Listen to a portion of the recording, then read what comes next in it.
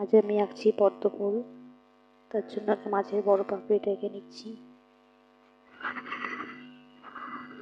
তারপর দুই সাইড করে করে আমি সাইডের পাপড়িগুলো আঁকছি।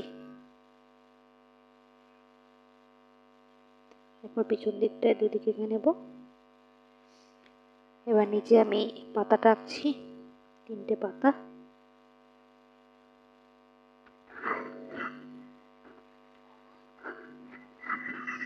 আমি রং করবো, পুরো পদ্ম ফুলটা আমি গোলাপি রং করবো।